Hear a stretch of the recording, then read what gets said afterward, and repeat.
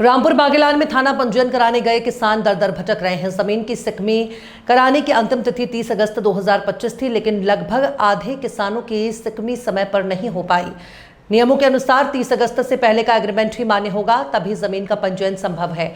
ऐसे में बड़ी संख्या में किसान धान पंजीयन से वंचित हो जाएंगे। इसी समस्या को लेकर रामपुर बागेलान के पूर्व विधायक राम लखन सिंह पटेल सहित किसानों ने अनुविभागीय अधिकारी राजस्व RN खरे से भेंट कर अपनी परेशानियां बताई।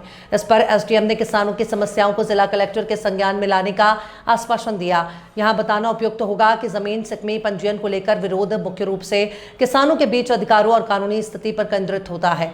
विरोध का कारण यह है कि सिकमी पंजीयन 1 साल के लिए जमीन किराए पर देना जमीन के मालिक और काश्तकार के बीच तनाव पैदा कर सकता है।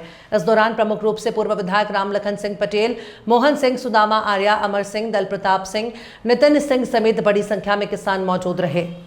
असल में जैसे आज मैं जब यहाँ आया तहसील प्रांगण में, तो हमारे रामपुर क्षेत्र के बहुत सारे किसान अपने जो बटाई में जमीन लेकर के खेती करते हैं, तो उन लोगों के लिए जो शासन की जो गाइडलाइन आई है, तो उस गाइडलाइन में ये कहा गया है कि का नाम से जो अगस्त के महीने का एग्रीमेंट किसानों के बीच का होना चाहिए। लेकिन मेरा कहना ये है कि गांव में रहने वाले लोग, बहुत सारे लोग एक दूसरे के विश्वास में रह करके जो है तो रजिस्ट्रेशन के लिए जो ये अनिवार्य कर दिया गया है कि वो एग्रीमेंट ही होना जरूरी है, तब जाकर के रजिस्ट्रेशन हो पाएगा।